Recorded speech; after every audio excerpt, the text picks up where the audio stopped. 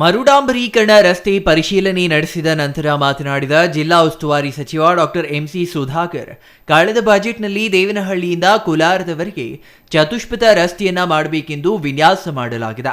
ಶಿಡ್ಲಘಟ್ಟ ತಾಲೂಕಿನ ಹೆಚ್ ಕ್ರಾಸ್ ವೃತ್ತದಲ್ಲಿ ವಾಹನ ದಟ್ಟಣೆಯಿಂದ ಟ್ರಾಫಿಕ್ ಜಾಮ್ ಆಗುತ್ತಿದೆ. ಈ ಜಂಕ್ಷನ್ನಲ್ಲಿ ವಾಹನ ದಟ್ಟಣೆ ಆಗದ ಹಾಗೆ ಹೇಗೆಲ್ಲ ಅಭಿವೃದ್ಧಿ ಪಡಿಸಬಹುದು ಎಂದು ಚರ್ಚಿಸಿದ್ದೇವೆ ಎಂದ್ರ. ಸದ್ಯದಲ್ಲಿಯೇ ಕೆಆರ್ಡಿಸಿಎಲ್ಗೆ ವಿನ್ಯಾಸವನ್ನ ಸಲ್ಲಿಸಲಿದ್ದಾರೆ. ಇಲ್ಲಿ ಕೇವಲ ರಸ್ತೆ ಡಾಂಬರೀಕರಣವನ್ನಲ್ಲದೆ ರಸ್ತೆಯ ಏರಿಳಿತವನ್ನು ಸರಿಪಡಿಸುವ ಕೆಲಸ ಆಗಬೇಕಾಗಿದೆ. ಅದಕ್ಕಾಗಿ ಹೆಚ್ಚಿನ ಅನುದಾನದ ಅಗತ್ಯವಿದೆ.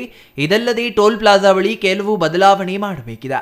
ಹೊಸಕೋಟೆಯಿಂದ ಚಿಂತಾಮಣಿಯವರೆಗೆ 38.5 ಕೋಟಿ ಅನುದಾನವನ್ನ ಸರ್ಕಾರ ಮರು ಡಾಂಬರೀಕರಣಕ್ಕಾಗಿ ಬಿಡುಗಡೆ ಮಾಡಿದೆ ಎಂದ್ರ. ನ್ಯಾಯಾಲಯಗಳಲ್ಲಿ ಕಾನೂನು ತೊಡಕಿನಿಂದ ಕಾಮಗಾರಿ ತಡವಾಗಿತ್ತು. ಈಗ ಎಲ್ಲ ನಿವಾರಣೆಯಾಗಿದೆ. ಹೆಚ್ಚಿನ ಅನುದಾನ ನೀಡುವಂತೆ ಲೋಕೋಪಯೋಗಿ ಸಚಿವರ ಗಮನಕ್ಕೆ ತರಲಾಗುವುದು. ಮಾಡುವ ಕೆಲಸ ಸರಿಯಾದ ರೀತಿಯಲ್ಲಿ ಹಾಗೂ ಗುಣಮಟ್ಟದ ರಸ್ತೆಯಾಗಬೇಕೆಂಬ ಉದ್ದೇಶದಿಂದ ಪರಿಶೀಲನೆ ನಡೆಸಲಾಗಿದೆ ಎಂದು ಹೇಳಿದ್ರ.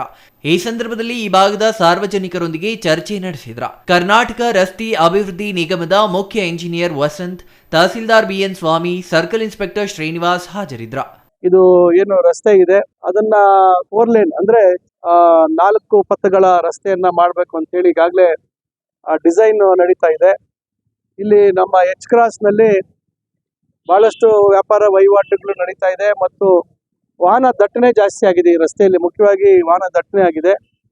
ಹಲವಾರು ಸಂದರ್ಭಗಳಲ್ಲಿ ಇಲ್ಲಿ ಈ ಒಂದು ಎಚ್ ಕ್ರಾಸ್ ನ ಜಂಕ್ಷನ್ ಅಲ್ಲಿ ಸುಮಾರು 10-15 ನಿಮಿಷ 20 ನಿಮಿಷ ಟ್ರಾಫಿಕ್ ಬ್ಲಾಕ್ ಆಗುವಂಥದ್ದನ್ನ ಪರಿಸ್ಥಿತಿಗಳನ್ನ ನೋಡ್ತಾ ಇದೀವಿ. ಏನು ಏರಿಳಿತಗಳಾಗಿದ್ದಾವೆ ಅದನ್ನ ಪ್ರೊಫೈಲ್ ಕರೆಕ್ಷನ್ ಅಂತ ಮಾಡ್ತಾರೆ. ಮೊದಲು ಬೇರೆ ರೀತಿ ಟಾರ್ ಹಾಕ್ಬಿಟ್ಟು ಅದನ್ನ ಲೆವೆಲ್ ತಗೊಂಡು ಆಮೇಲೆ ಅದ್ರ ಮೇಲೆ ರೀಸರ್ಫೇಸಿಂಗ್ ಅಂತ ಏನು ಹೇಳ್ತೇವೆ.